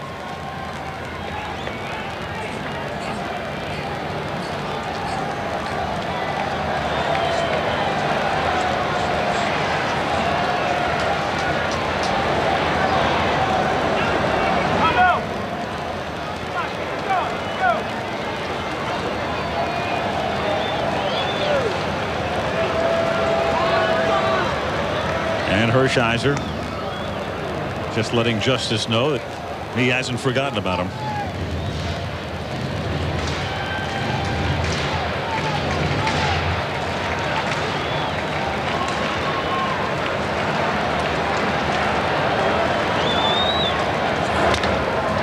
Ground ball right side. Biega, a long way to go. Throws dug out by Murray. The Braves squander a leadoff walk in the 5th. It's still 1-1 as we go to the 6th.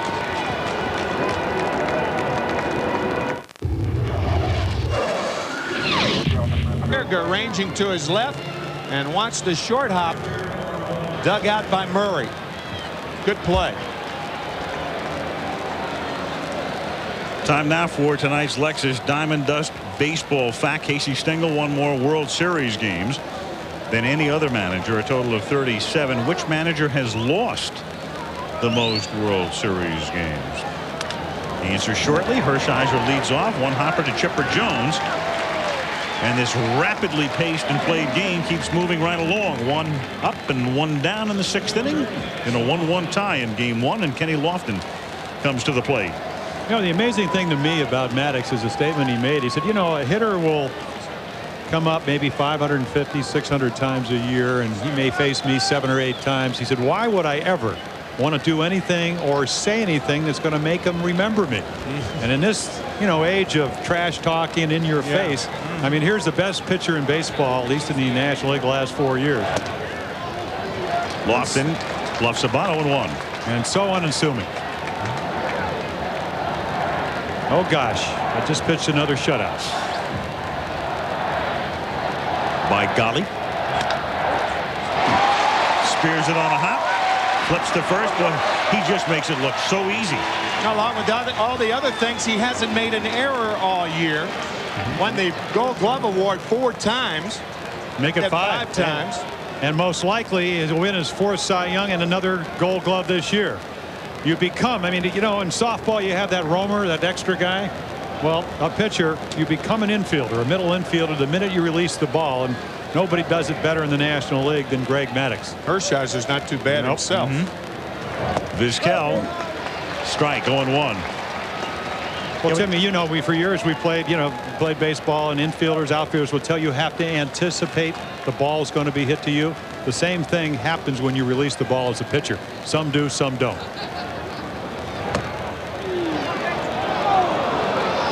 1-1. Atlanta Fulton County Stadium, home of the Braves in '66. Another look at that last pitch. And home of the Braves for only one more season. They're building the new Olympic Stadium just to the south of this facility, ready for the Olympics next summer. And then the Braves move in there in '97. That's grounded sharply to the right side. Great stop by Lemke. Wheels and gets him. One great glove man throws out another. Ted Turner says, yeah, 1-1. If you were to take every honor, every award, everything positive that's been said about the Toyota Camry, and lay them end to end, you'd probably ask yourself, why did I do that? Better to drive one yourself and come up with a few accolades of your own. The 1996 Camry, the gold standard from Toyota. Time. It fools you. You think you have all the time in the world, And then one morning you wake up. Mark Lemke. And here you see another attribute, great range.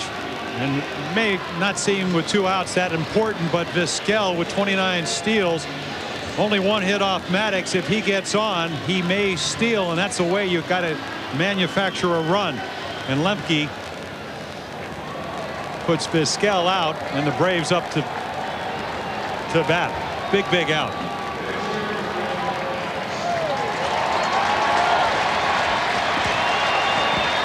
Game 1 billed as a great pitchers duel, and it's been just that. Cleveland's run in the first. Lofton reached on an error, stole second and third, scored on a ground out. And Fred McGriff with 1 swing tied it in the second inning with a home run, and that's that. Maddux leads off, bottom of the 6th inning. Strike, 0-1. You saw that graphic. That was Maddox's career average. His 2 home runs were hit when he was with the Chicago Cubs. He has not hit a home run with Atlanta. Waves at it, and the count 0-2.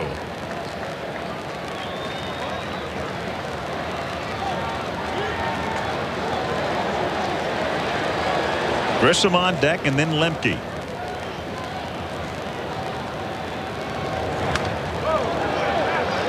That was a mistake right there. That was a hanger.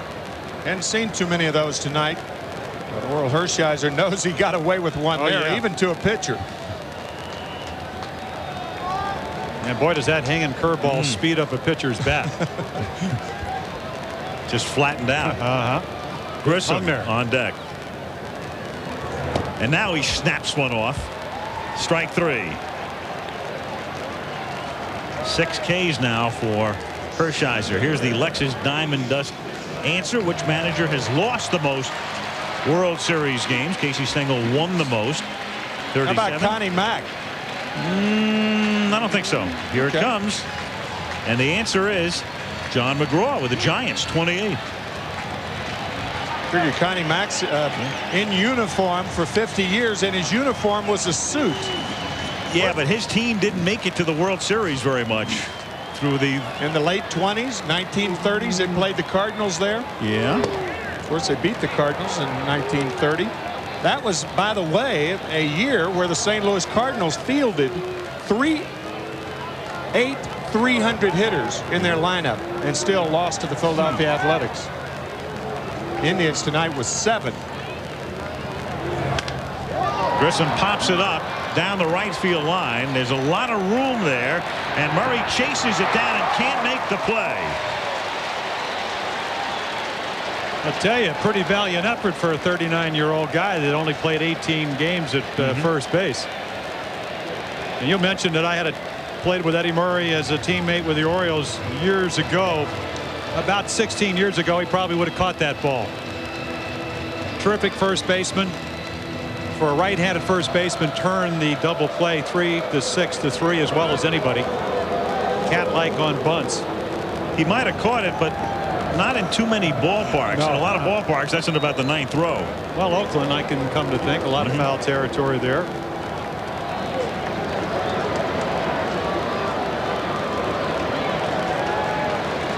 There used to be even more room in foul territory in this park when it first opened. 1-2 the count.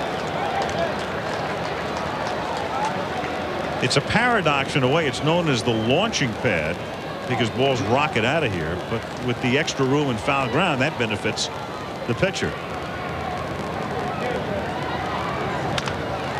Grounder to short. Anything but a launching pad tonight with these 2 guys, and Vizquel throws him out. 2 down. Game 1 of the World Series is being brought to you by Lexus Luxury Automobiles, the result of a relentless pursuit of perfection. Texaco Clean System 3 gasolines, and TAC 1-0. There have been 35 outs recorded in this game, only 2 outs in the outfield. Funny thing about the World Series, it brings in a lot of people who don't watch a lot of baseball, and if they equate scoring to excitement, they're probably bored to tears. But if you love this game, it's a classic pitcher's battle tonight. Just tremendous. And if you enjoy the subtleties of it, been a great game. Oh, these are two good pitching staffs. I mean, Atlanta, as you mentioned in your opening, allowed the lowest amount of runs in the major leagues. And then, of course, I mean, the Indians, they can pitch. They can pitch with the best of them. 3-1.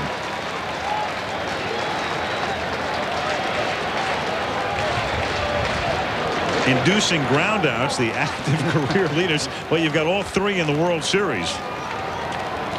Dennis Martinez working tomorrow night. 3-2. I mean, Cincinnati, one of the best. There's Denny El Presidente from Nicaragua with Tony Pena. Tony, a couple of the old guys hanging out together. Tony at 38. And Pena will catch tomorrow night. Mike Hargrove said, I'm not going to break up that combination. There's Pena. They did a tremendous job in Seattle the other night, and they're coming back tomorrow as a battery. Yeah, I asked Tony, I said, you catching up there in Seattle? He said, yep, it's catcher's appreciation night. I get to catch. Yep. Boy, does he have fun. Boy, those guys really communicate very much like Maddox and O'Brien. I mean, that was, when you think back, that was just a spectacular performance the other night by Martinez. So much of the focus was on Randy Johnson. Kenny Lofton was really the key to the victory offensively, but that guy, I can't imagine. I mean, you've seen most of his starts, or a good many of them, through his career, Jim. How could he be any better than he was the other night under those circumstances? You can't. Mark Wiley, the pitching coach, saying he refuses to throw the ball over. When he throws on the side, he doesn't throw strikes. Everything is off the plate, one way or the other. Another pitcher that does not give in to the hitters. It's the best formula a pitcher can have. They look like strikes but aren't. Right. And he can pull it off. 2 out, bases empty, and the 3-2 pitch is hit foul down the left field line. Well, we're watching two guys tonight that can pull it off and have pulled it off. Greg Maddux and Orel Hershiser. Yeah, Lemke's probably going to get one of the better pitches to hit tonight, because Orel Hershiser does not want to walk Mark Lemke to get to either Chipper Jones or the guy on deck, McGriff, who's already homered. So in this situation, 2 outs, full count. I'm going to maybe aim a little bit for the more of the middle of the plate. Whacked into center field, a 2-out single off the bat of Lemke. First hit in the game since the 2nd inning, or actually for Atlanta since the 2nd inning. The Indians' base hit came in the 5th. They're pretty predictable. You're going to make Mark Lemke swing your way on base, and that's exactly what he does. There are times to challenge a hitter. There are times to finesse. Obviously, Hershiser, a student of pitching, realizes that's a time to challenge. And Lemke bested him in that situation. Now Chipper Jones lined into a double play and grounded out. Takes outside, ball 1.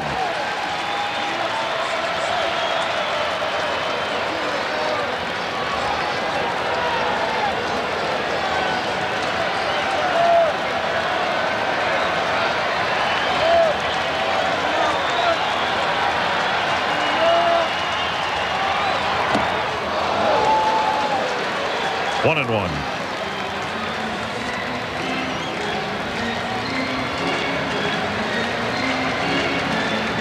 See him asking home plate umpire Harry Wendelstedt, is that a ball? I'm sure Harry said yes. That was that good sinker, just sinking down and away.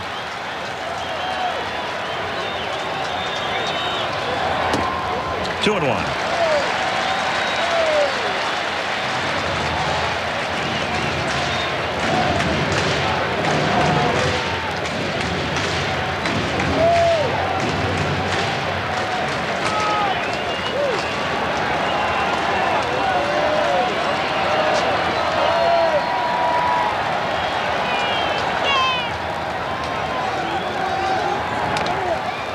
Grounded just foul outside first.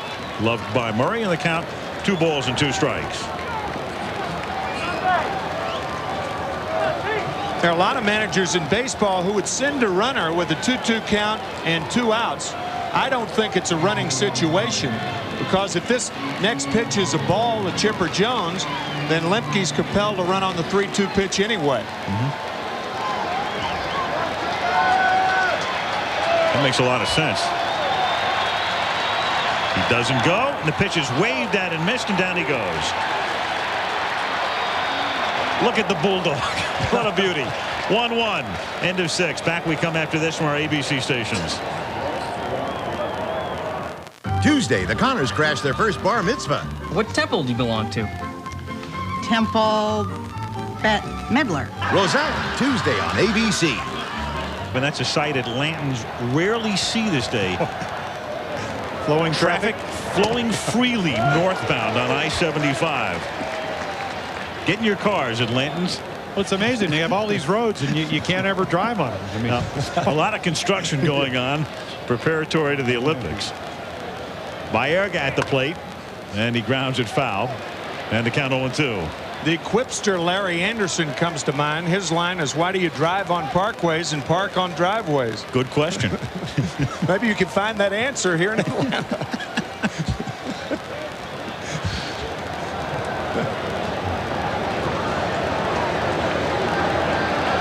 Well, the hitters have found no answers tonight except for McGriff, and Baerga goes down on strikes.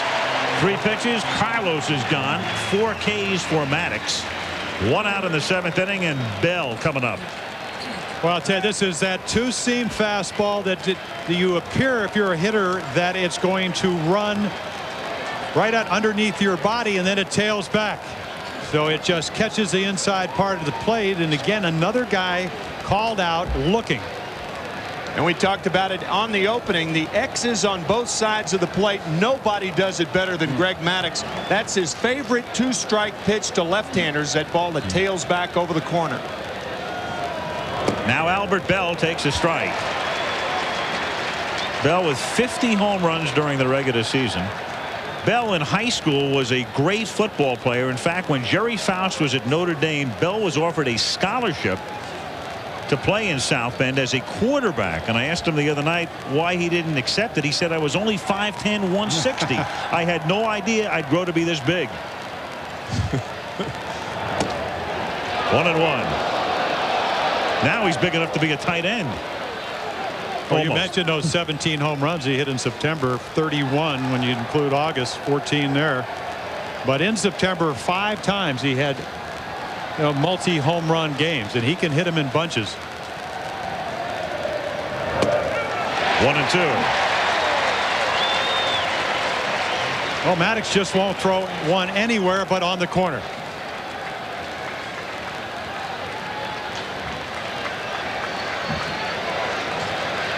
A 2-to-1 ratio.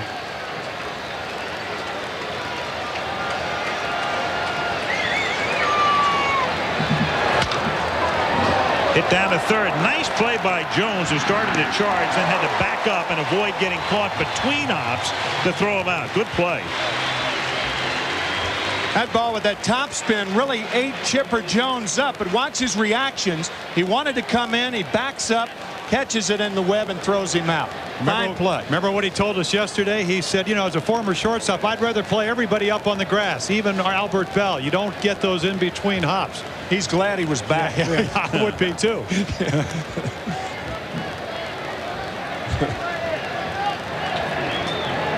See, he got a good pitch to hit. He knows it.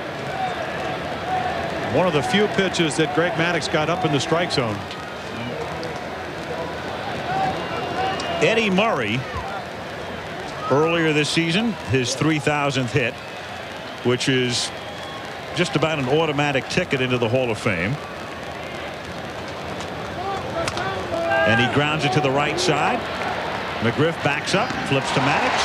3-1 in the scorebook. And at the end of 6½, it's still tied 1-1.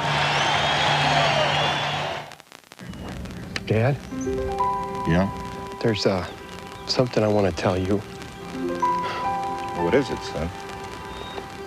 Well, Dad, you're my dad. And I love you, man.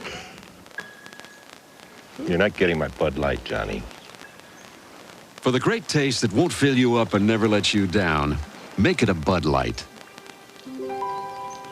Ray, forget it, Johnny. Because someday you'll get that big promotion that moves you to Seattle. Someday kids will be in the picture. someday you'll get away to write the great American novel. It'll happen. That's why we've spent 28 years constantly improving the Corolla. So wherever life takes you, we'll be there. The newly restyled Toyota Corolla. We're looking forward to tomorrow. Let's face it, fire's the only way to cook a burger. It's true. Like you're stranded on a desert island. What do you want with you, a frying pan or a hibachi? You gotta go hibachi. It's no contest. The great tasting flame broiled Whopper, just $2.99 with fries and a drink at Burger King. Goodyear retailers have lowered prices on America's #1 brand. Lower! Lower! Lower! Everyday lows start at $19.99 and save 25% on other famous Goodyear tires. How low are the prices? Drop in and find out. Emma, seems like we've known each other forever. Yeah, I know. 2 weeks. Will you marry me? 'Cause Emma? And Tim McCarver, 1-1. As we go to the bottom of the 7th inning, Hershiser and Maddox. And this one going according to Hoyle so far, with McGriff, Justice, and Klesko coming up.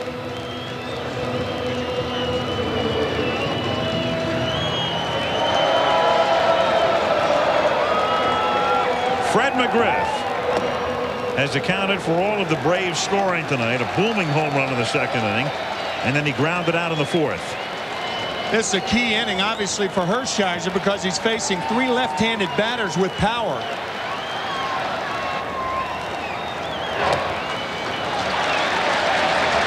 Yeah, he's a mortal guy if you have to face left-handers.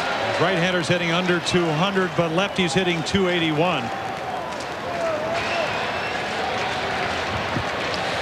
And now with the count 2 balls and no strikes, Vizquel moves over to the right field side of second. That's because McGriff's more apt to pull the ball when the count's in his favor. If the count goes to 2-2, you may see Vizquel go back to the shortstop side. Yeah, he's one of those guys that hits the ground balls as a pull hitter, but the fly balls the other way. Off speed for a strike. Beauty. 2-1. In the bullpen, the righty is Julian Tavares and the lefty is Paul Ossenmacher. With the Bulldog going to the 7th.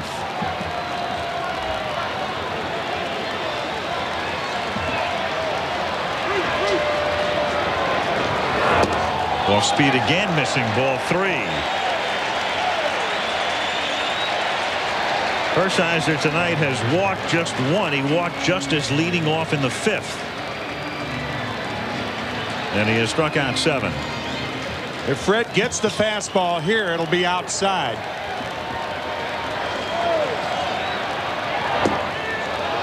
You bet. 3-2. Well, I say you learn your lesson. You make a mistake, he hits a home run. Doesn't mean you put the fastball in your back pocket, but just look where this ball is located. Either on the corner or just off it. And he gets the call.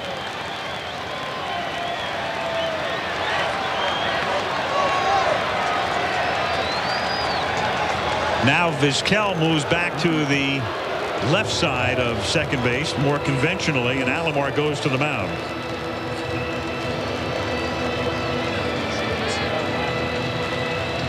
First time Alomar's done.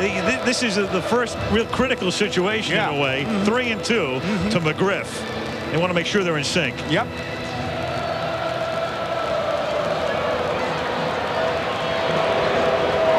And in sync is out of sync. Ball 4.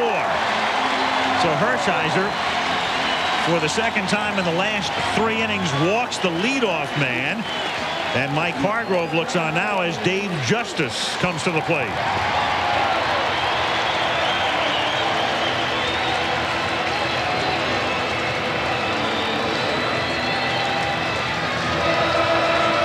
I don't think Bobby Cox has a thought of bunting in this situation. Dave Justice, a fly ball hitter, that rules out for the most part the double play ball. I mean, he hits into an occasional double play, 5 this year. But if you bunt, then you may bring the left-hander in to face Klesko. And he's up there, squares and takes outside. Ball 1. Or if he does bunt, you may pitch around Klesko to get to O'Brien. A lot of ways to look at it. Yep, you walk Klesko and get to Charlie O'Brien. And you got a double play pitcher on the mound.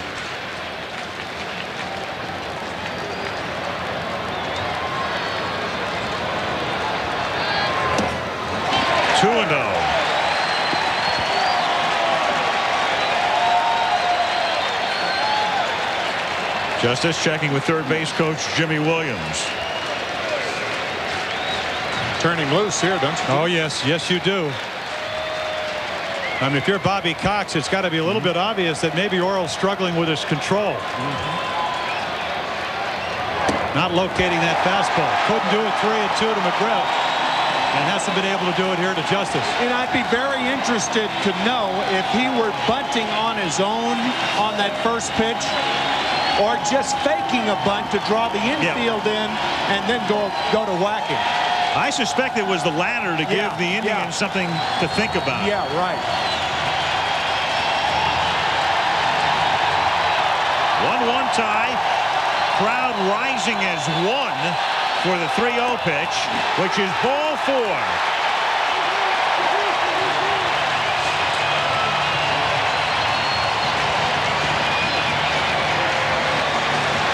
Atlanta with runners at first and second and nobody out. And Klesko coming up. And a visit to the mound. Mark Wiley, the pitching coach.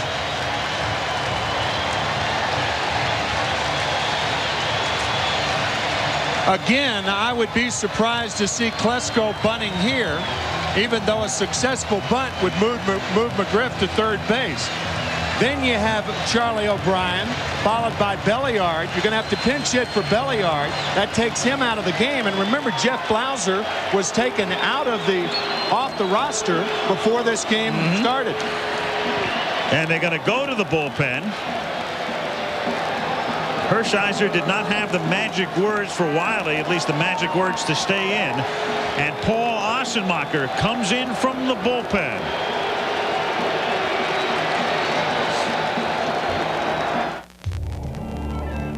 Time marches on. And if you haven't planned for your retirement, the game really begins. I mean, these are two pretty evenly matched teams, and we'll start going left and right.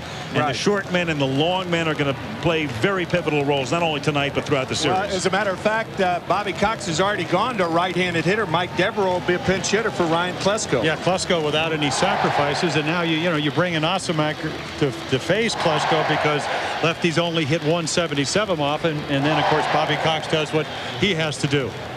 And there's Orel Hershiser, no doubt very disappointed because control one of his long suits. And again, when you pitch against Maddox, it's very difficult when every pitch means the game. So a very intense game for Orel. I think he got a little bit tired. It is still going to be interesting to see whether Devereaux bunts or not.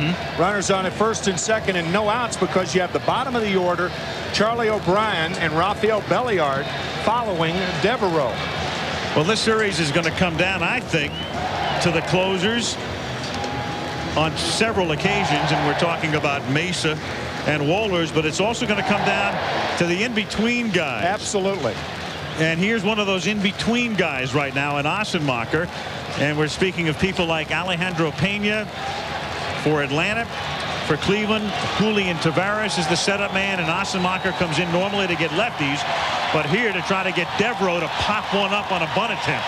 Well, keep in mind that it's easier for a left-hander to field a bunt if the ball is bunted down the third base line because he's falling that way once he releases the ball. You also got to understand Devereaux also without a sacrifice this year, and used to be a 5 and 6 hitter with the Orioles, so not used to having to move runners along. He usually drove them in. Murray charging in from first, and he's up there not to bunt, at least on the first pitch. 1-0. Devereaux was the League Championship Series most valuable player. Had the big hit in Game 1 to beat Cincinnati, and then a crushing home run to end things in Game 4. And he bunts foul in the count 1-1.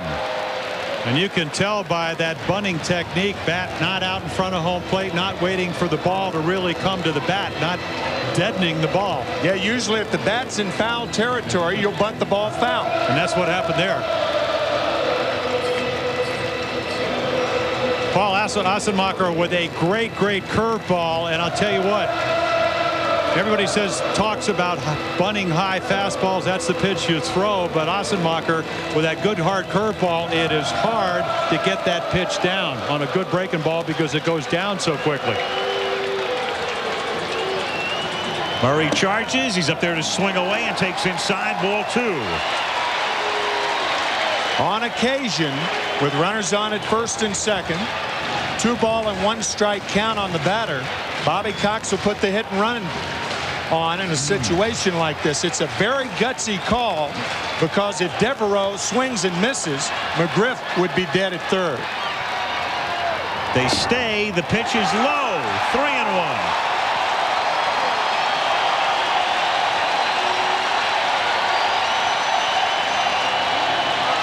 And the crowd rises as one as Devereaux checks with Jimmy Williams. Mouth to ear.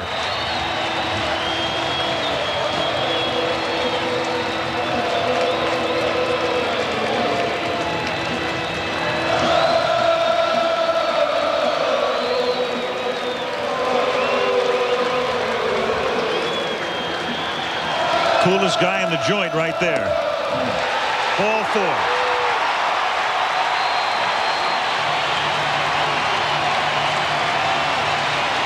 Well, this is absolutely amazing. You got a pitcher's duel going on. Very few hits, very few base on balls, and all of a sudden they're loaded up. 3 walks. Now Charlie O'Brien and Mike Hargrove goes to the mound. Julian Taveras in the bullpen. This could be a double switch right here. Usually if a manager goes to the umpire, the pitcher's spot is due up 4th in the top of the 8th inning, and usually that denotes a double switch. And that's something that Mike Hargrove has not pulled off ever. We talked to him before the game about the last time he managed in a game with a pitcher hitting. He hasn't. He's been with the Indians since '91. He managed in the minors for a long time, always with the DH. And so something novel for Hargrove here. But as he said to us tonight, we're not dealing with brain surgery. You bring in a pitcher, you bring in another guy, and the pitcher will be Taveras with the bases loaded and no one out. For cars that can benefit from higher octane, Texaco Clean System 3, Power Plus, and Power Premium gasolines are formulated to clean your engine's intake valves, fuel injectors, and combustion chambers while you're driving. For smooth starts and sure acceleration. Just give us 5 tanks. And you may feel like you've left your old car behind. Oh, add more life to your car. Take it to the star. My son Shaq is a big guy, and when he gets a cold, he gets up big. In the 7th inning, he moves Paul Sorrento in at first base so he can bat him in the 9 spot, due up 4th in the 8th inning. And with Taveras coming into the game to pitch, Julian bats in Murray's spot. So the pressure squarely on Taveras now. The bad news is the bases are loaded for Cleveland with nobody out. The good news is you've got O'Brien due up with Polonia now out in the on-deck circle to bat for him. The good news was going to be O'Brien at 227 to be followed by Belliard at 222 and the pitcher's spot, but with a chance to crack it open and take the lead, Bobby Cox goes to the bench and brings up the former Yankee. Well, line drive hitter Luis Polonia, and you got a very talented 22-year-old right-hander from the Dominican Republic. I mean, had an outstanding year. He went 10-2. Right-handers only hit 206, but Cox brings up the left-hander, and Taveras throws in the mid, maybe lower 90s. Good slider, good forkball, and he is going to be tested here. I think you have to play your infield in here. It's the bottom of the 7th inning. We'll see how Mike Hargrove is going to play it. Vizquel back at shortstop, so they'll pinch the corners and play the middle infielders in double play depth. Keep in mind, the one added thing Polonia has is speed. He's tough to double. Polonia was picked up from the Yankees exactly for this type of situation. You saw his career mark as a pinch hitter, 330. So here he is in the first game of the World Series. Bases loaded, nobody out. The infield remains at double play depth at short and second, and the pitch is a strike on 1.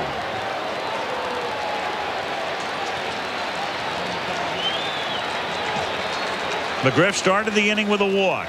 Justice then walked. And so did Devereaux. Bases loaded. Nobody out. Grounded to short, and it's juggled by Vizquel. He gets it out there, and they score the go-ahead run. But Freddie McGriff forgot the bases were loaded. A huge break for the Braves because, among other things, McGriff was confused and was holding up. Cox is going to argue the call, but McGriff got away with what would have been a classic base running mistake. He was waiting before running on a ground ball with the bases loaded. Cox arguing the call with Fleming at second base. Bobby saying, look at the replay, but they're not going to replay this one. I don't think Vizquel ever had control of the ball.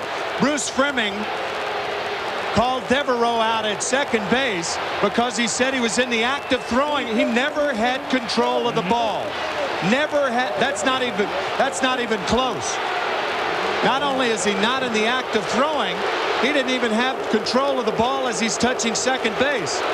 Watch it slip out of his glove right there. You must have control when you step on the bag, and he didn't. Braves get a bad break there. Yep. What would have happened if Vizquel had come up with the ball? McGriff hanging between third and home. Well, you solve all those problems when you play the infield in. And we talked about playing the infield in before the play was hit. Mike Hargrove electing to play him in double play depth. And I got to think right here, Bobby Cox is saying, Bruce, ask somebody else. Maybe somebody saw the fact that the ball was out. Well, of course, I think Bruce in this situation, Jim, had the best shot. Here's Fred McGriff, confused on the play, breaking back toward third, and then by the time he comes home, he did score, obviously, but Fred didn't realize the bases were loaded. The ball was off the bat when you saw him begin to break back toward third. Bases loaded, nobody out on a ground ball. I mean, there's only one thing to do, obviously. So it winds up as a force at second. That's an RBI for Polonia. It's 2-1 Atlanta. One out, runners at first and third. And Cox emphatically going through the signs. And this situation has squeeze written all over it, with Belliard, the batter, against Taveras, and Greg Maddux on deck. You got to think that the squeeze would be in order sometime in the first 3 or 4 pitches. I'd be anticipating it.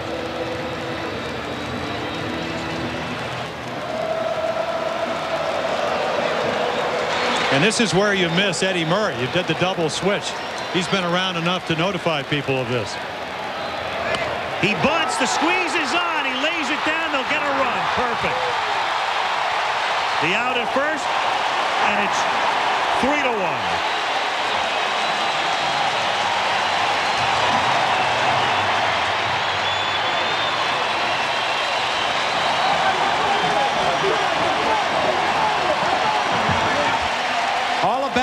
To do is make sure he gets it anywhere in fair territory. 3-1 Braves.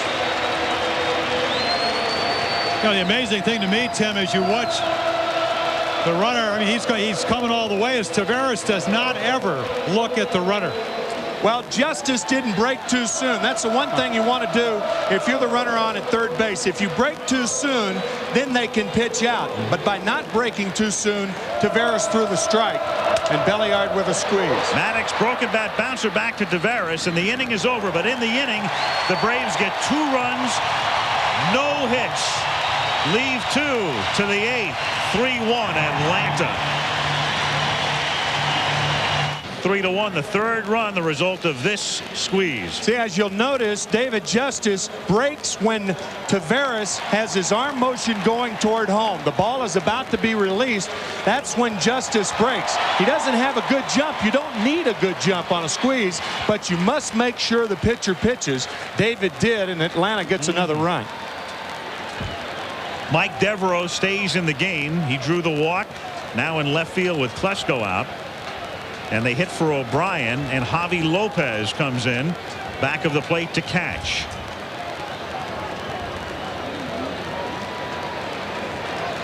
Julian Taveras closing out the inning. Both runs were charged to Hershiser, and Jim Thome leads off in the 8th inning. Thome, Ramirez, and Alomar. One hit for Cleveland tonight off Thome's bat, opposite field single in the 5th. Ball one.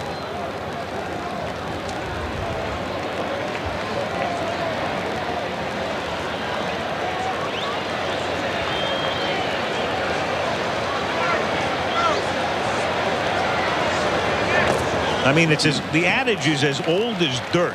Good pitching stops good hitting. We talked about the Indians hit .291 collectively, highest batting average for a team in 45 years. And then there's tonight. Well, it stopped Cincinnati. I mean, Cincinnati were one of the greatest offense. They hit 116 off the Braves in a 4-game sweep. 2-1.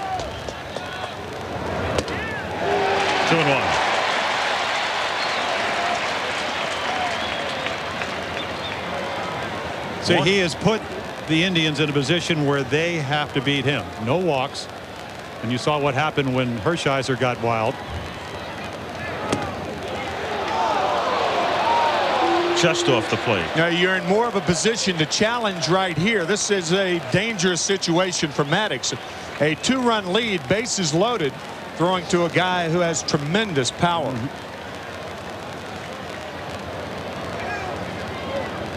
3-1 to Tomei is hit foul down the right field line. That was a free swing, but don't look for the 3-2 pitch to be like the 3-1 pitch. Ramirez next. 3-2 pitch will no doubt be on the black of the plate, meaning the rim, the periphery.